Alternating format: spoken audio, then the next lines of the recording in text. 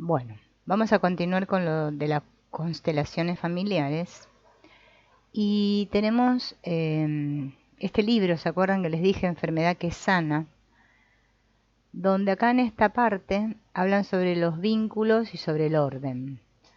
Entonces, bueno, vamos a ir recorriendo un poco lo que dice este libro de la autora, que después les voy a decir cómo era el nombre porque lo tengo, pero tengo que buscarlo. Dice, lo esencial del vínculo es que existe, aunque no lo queramos. O sea, por más que no queramos vincularnos, por ejemplo, con nuestros ancestros no podemos, es imposible. Por eso en las constelaciones se habla de vínculos y de relaciones, porque las relaciones sí, yo puedo evitar relacionarme con alguien, pero vincularme no. Desde el instante de la procreación nace el vínculo entre los padres y el niño. Si nos separamos espacialmente de nuestros padres, aunque se rompa el contacto con ellos, va a subsistir el vínculo. Eso es imposible de que deje de existir, ¿no? Sobre este no podremos ejercer ninguna influencia consciente. El vínculo existe entre todos los miembros del mismo clan, pero es fortísimo, o sea, más fuerte que nada entre padres e hijos. Es una fuerza, dice Hellinger, que es mucho más intensa que el miedo a la muerte. En consecuencia, puede conducir a los niños hacia la muerte por amor a sus padres. Este amor en el vínculo también es una explicación de la fidelidad de los niños maltratados hacia sus padres. Jamás renuncian a la lealtad hacia sus padres, ¿no? Eso es cierto, ¿no? Los niños que son maltratados siguen siendo leales a ellos, ¿no? Por más maltrato que reciban. Si se los obligara a hacerlo, por ejemplo, en un procedimiento judicial, quedarían destrozados, porque como dice Bert Hellinger, el vínculo con el sistema es mucho más fuerte que el miedo a la muerte. Aparte de hablar de los vínculos, las constelaciones nos hablan del orden. Su significado, ¿no? Es, lo primero está en primer lugar y lo segundo está en segundo lugar, lo tercero está en tercer lugar. En esta época el orden tiene un significado diferente, ya que muchas mujeres y muchos hombres forman varias parejas. La segunda, la pareja posterior, solo puede dar buen resultado si la primera se reconoce como primera y se la dignifica como tal. Entre hermanos regía que el mayor fuera el primero en la línea, ¿no? El mayor toma posesión de la granja, por ejemplo. Así estaban tradicionalmente aunados los derechos y las obligaciones. Este orden tuvo vigencia durante muchos siglos y fue aceptado por todos. Cuando se infringía la línea sucesoria de los hermanos, con una herencia, ¿no?, ilegítima, por ejemplo, como consecuencia muchas veces le traía mala suerte al beneficiario. A la realidad del orden también pertenece el hecho de que los padres jamás pueden tratar igual a todos sus hijos, puesto que llegaron al mundo en situaciones diferentes. El momento del nacimiento y su rango en la línea sucesoria determinan su posición dentro de la familia. En las estructuras familiares modernas podría llegar a cambiar la posición de los niños en la línea sucesoria al agregarse hermanastros. El hijo primogénito originario recibe una hermanastra mayor y así sería virtualmente degradado. Es importante que este hijo siga siendo el primogénito para su madre, aun cuando aparezca una hermana mayor. A menudo desaparecen los comportamientos extraños en los niños, dicen, cuando se aclara la línea de sucesión en una constelación. Este trabajo de toma de conciencia de esta línea jerárquica se puede llevar a la práctica en situaciones cotidianas, tal como en el orden del lugar en la mesa. Bien, el caso es diferente entre dos sistemas, dice. Aquí el sistema actual y más reciente tiene la preeminencia sobre el precedente. Por lo tanto, la familia actual tiene preeminencia sobre la familia de origen. En el caso de conflictos, un miembro de la pareja tiene supremacía sobre los progenitores. Por ejemplo, la tan mentada nuera. Si en esta situación el esposo no apoya a su mujer, sino a su madre, se quiebra la preponderancia del nuevo sistema sobre el antiguo. Entonces se pone seriamente en peligro el matrimonio. Fíjense en que esto es normal que pase, ¿no? Pasa en muchas familias. Esta regla del sistema se explica biológicamente sabiendo que el hijo es adulto y que puede mantener la continuidad de la familia únicamente con su esposa.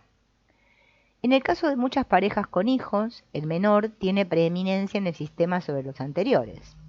Si un hombre casado tiene un hijo con un amante, aun cuando este nuevo hijo sea extramatrimonial, tiene preponderancia sobre los del matrimonio existente. Miren ustedes qué cosa esta, ¿no? Parece ser una contradicción esto, ¿no?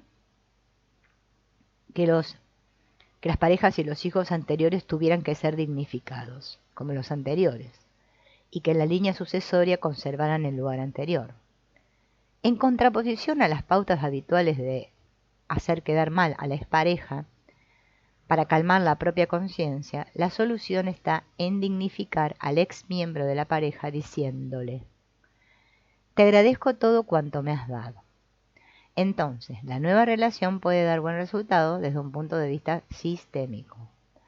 La relación entre los niños de las parejas anteriores y la de los miembros de las nuevas parejas es especialmente sensible. Los niños de una relación anterior tienen preponderancia sobre el miembro de la pareja posterior. Los conflictos entre los nuevos miembros de la pareja y sus hijastros se puede prevenir si los padres le transmiten a sus hijos la seguridad de que ellos conservan su lugar en la línea sucesoria. Los hijos deben respetar la decisión de sus padres de tener una nueva relación, por eso no tienen derecho de sabotearla. Lo harán tanto menos cuanto más clara sea la actitud de la madre o el padre hacia la nueva pareja. Las reglas de Hellinger son útiles para la descripción del orden dentro de los sistemas. El trato con estas reglas exige de los participantes sensibilidad y respeto. Según mi experiencia, dice, ¿no? Son muy sanadoras y pacificadoras cuando se las tiene en cuenta. Pero esto es posible siempre con apoyo terapéutico. Otro tema que se habla mucho también en constelaciones, es que es otra ley, es la del equilibrio entre el dar y recibir. Primero llega el tiempo de recibir y solo cuando he recibido también puedo dar. Este concepto es válido en el momento en que se toma la vida de los padres en las condiciones dadas. Este equilibrio tiene efecto en todas las relaciones, tales como las familiares, las de amistad y las laborales. El dinero es el valor monetario del recibir y el dar, del mismo modo que la dedicación, el cuidado y el reconocimiento. Cuando el equilibrio entre recibir y dar no se tiene en cuenta, puede destruir la relación. Por otra parte, el equilibrio debe interpretarse literalmente. Si alguien entrega demasiado de sí, por ejemplo, obsequia un regalo caro, la otra persona tiene entonces la sensación de que nunca va a poder igualarlo, y así este sentimiento destruye la relación. Para el que recibe el obsequio es incómodo sentirse en deuda con quien le hace el regalo y se retira. El comportamiento entre padres e hijos es otro. Los padres siempre dan más y los hijos siempre reciben más. En este caso se verifica el equilibrio en las generaciones de la familia. Los hijos reciben de los padres y lo pasan a sus hijos. Así se restablece el equilibrio del sistema familiar. También este equilibrio funciona en otro orden, ¿no? En el sistema familiar.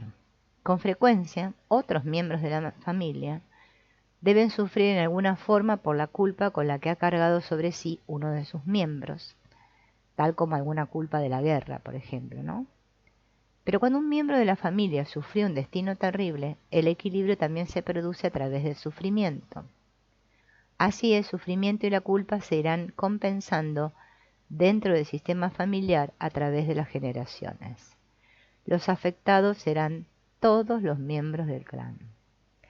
Muchos síntomas psíquicos y físicos, así como también las enfermedades graves, son una forma de equilibrio sistémico. He visto pacientes con severas depresiones que habían experimentado muy diferentes técnicas de psicoterapia sin éxito. La historia de su familia había sido similar. Un miembro de la familia tuvo que soportar un mal destino y otro fue culpable. La experiencia indica que los descendientes de los victimarios y de las víctimas, es decir, los hijos y nietos, sufren de síntomas y enfermedades parecidos. La culpa y el sufrimiento asumidos como propios se manifiestan mediante enfermedades somáticas tales como el cáncer, la esclerosis múltiple, las cardiopatías, o bien en enfermedades psíquicas tales como depresiones resistentes a la terapia. A tal fin, dice acá las autoras, ¿no? Hay un ejemplo. En uno de mis grupos de terapia había una mujer muy comprometida con la política, igual que su madre y su abuela. Este compromiso político y social unía a las 3 generaciones de mujeres como si fuera con un hilo rojo. La paciente llega a mí a causa de unos dolores de espalda imposibles de tratar. En la constelación queda claro que en alguna de las generaciones anteriores debió haber sucedido algo grave. Durante las preguntas, la madre de la paciente contó que 4 o 5 generaciones antes una mujer había mandado a su amante a que asesine a su marido y luego se casó con el primero.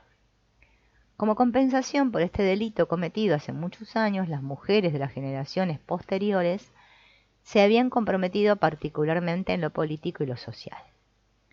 Después de haberle revelado este secreto a la paciente, en otra constelación le pedí que se inclinara ante todas las mujeres que se habían ocupado del equilibrio a fin de dignificar su acción. Mi hipótesis es que los dolores de espalda habían aparecido en la paciente para equilibrar el hecho cometido en el pasado. Mi presunción se funda en que desde el momento de la constelación la paciente ya no muestra síntomas. Entonces ese tema de dar y recibir es la aceptación de la vida tal como se la ha recibido de los padres.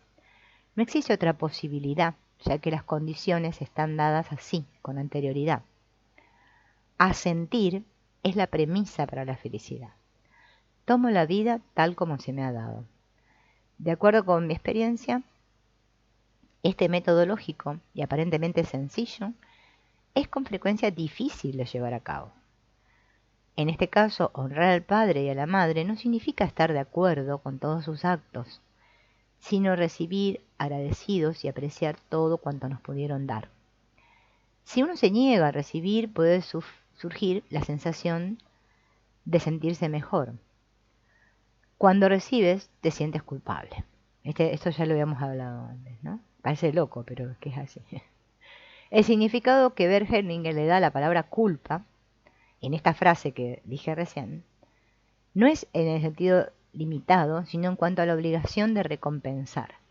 Cuando no se recibe, no existe culpa ni obligación, por lo tanto se es libre.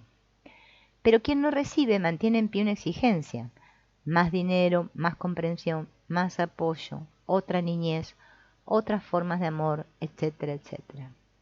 Esta exigencia no la puede satisfacer nadie y por ende genera disconformidad y la sensación de haber quedado al margen, ¿no?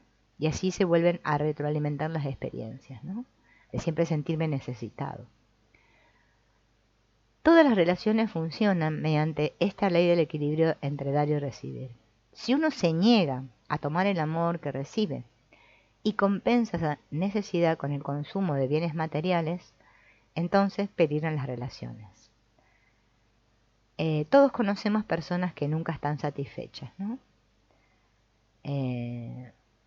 Entonces, dice él, Bergeringer, ¿no? Dice, voracidad significa querer tener sin tomar.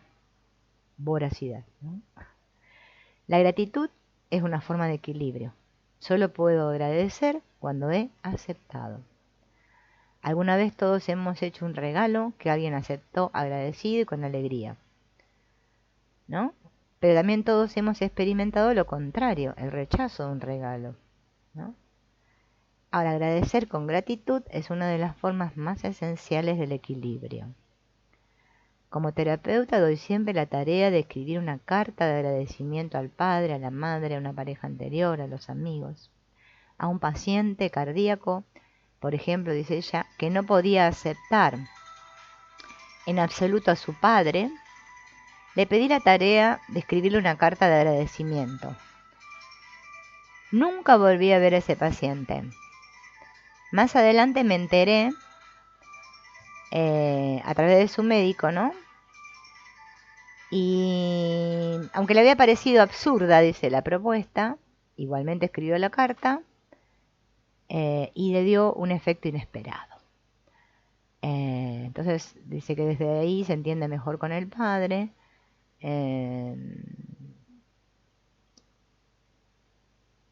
Entonces, bueno, es como que, aunque no creamos en ello, dice ella, que escribir la carta de agradecimiento igual tiene efecto. Bien. Y después, para cerrar, vamos a hablar del equilibrio en lo negativo, que se expresa, dice, cuando tienes que sufrir por alguna razón o te causan algún daño al que estuviste sometido. Entonces, en consecuencia, tienes que hacerle un daño al que te lo causó. Si lo perdonas demasiado rápido sin tener el coraje de hacerle un daño similar, te vas a sentir superior. Y esto perturba la futura relación. Bien, parece raro, ¿no? Pero sí, si me hacen daño, yo tengo que hacerle un poco menos de daño, pero le tengo que hacer algo a ese que me hizo daño, ¿no? Para que se produzca este equilibrio. A ver, dice, como tú me haces a mí, yo te hago a ti. Es importante causar al otro un daño menor del que él nos hubiese provocado en el marco de la compensación negativa. Recién están de nuevo a la par cuando los dos han sufrido igualmente. Esto lo dice Bergelinger. Nos vemos en la próxima. Chao, gracias.